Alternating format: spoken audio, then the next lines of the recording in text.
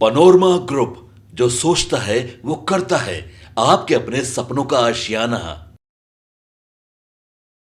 नमस्कार, भारत लाइव देख रहे हैं आप। पहले चरण यानी 19 तारीख को बिहार में लोकसभा का चुनाव होना है, जिसमें औरंगाबाद, जमुई, नवादा और साथ ही साथ अगर बातचीत की जाए गया की, तो इन 4 सीटों पर पहले चरण के मतदान होंगे।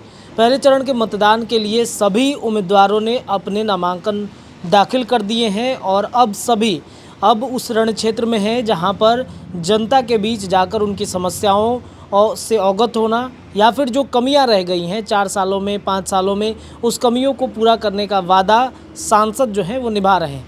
ऐसे में अलग अलग लोकसभा क्षेत्रों के क्या परिदृश्य बन रहे हैं, क्या समीकरण बन रहे हैं, जिस वजह से वहाँ की जनता जो नए प्रत्याशी खड़े हुए हैं या तो एनडीए गठबंधन से या फिर महागठबंधन की तरफ से, उन पर कितना भरोसा करते हैं। आज औरंगाबाद लोकसभा क्षेत्र की हम बातचीत करेंगे कि औरंगाबाद में क्या कुछ परिस्थितियां बन रही हैं। देखिए, कांग्रेस का गढ़ रहा है औरंगाबाद, लंबे समय से यहाँ पर कांग्रेस का राज रहा है। इतना ही नहीं, आपको ये भी बताते चले कि राजपूत नेता का दबदबा, राजपूत सांसदों का दबदबा औरंगाबाद की सीट पर रहा है।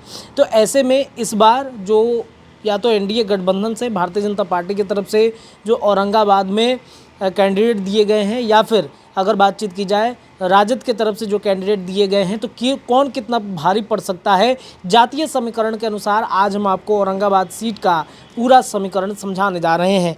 दरअसल आपको बता दें कि कांग्रेस का ये पहले गढ़ था। राजपूत नेता सांसद यहाँ पर बनते आए हैं। सत्येंद्र नारायण सिंह और उनके परिवार के लोग 8 बार औरंगाबाद सीट पर सांसद बनते आए हैं। वर्तमान में सांसद हैं सुनील सिंह और उनके परिवार का सीट अब तक 6 बार कब्जा इनका रहा है।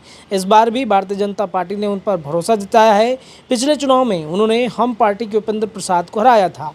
राजद के टिकारी के पूर्व विधायक अभय कुशवाहा को मैदान में उतारा है, जिसे लेकर कांग्रेस के समर्थकों में खासा नाराजगी है। यही वजह है कि कांग्रेस के समर्थक खुलकर गठबंधन का प्रचार नहीं कर रहे हैं। पिछली बार बेटिकट होने के बाद उम्मीद थी कि इस बार निखिल कुमार को प्रत्याशी बनाया जाएगा।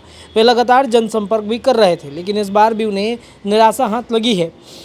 जो प्रत्याशी हैं उनके गणित समझने की बेहद ज़रूरत है। भाजपा प्रत्याशी सुनील कुमार सिंह राजपूत है। औरंगाबाद लोकसभा क्षेत्र में राजपूत मतदाताओं की संख्या सबसे अधिक है।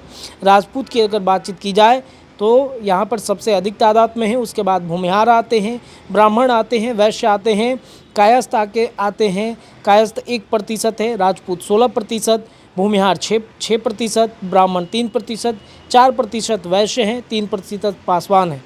गैर राजपूत सांसद चुने के लिए गोलबंदी लगातार यहाँ पर होती रही है। 10% यादव है, 9% मुसलमान है, 7% कोयरी और 12% महादलित है। 6 विधानसभा सीटों में 4 पर महागठबंधन का कब्जा है। अगर बातचीत की जाए कांग्रेस के राजेश, औरंगाबाद सदर से के कांग्रेस के ही आनंद शंकर सिंह, रफ़ीगंज से राजद के मोहम्मद नेहालुद्दीन, इमामगंज से हम पार्टी के जीतन राम मांझी, टेकारी से अगर बातचीत की जाए तो हम पार्टी के ही अनिल शर्मा विधायक है, जबकि गुरुआ विधायक क्षेत्र राजद के खाते में आता है। कुल मतदाताओं की संख्या 18 लाख के करीब में है। पुरुष मतदाता 9 लाख में है, महिला मतदाता 8 लाख है, थर्ड जेंडर 70 है। बूथ की संख्या 2040 है।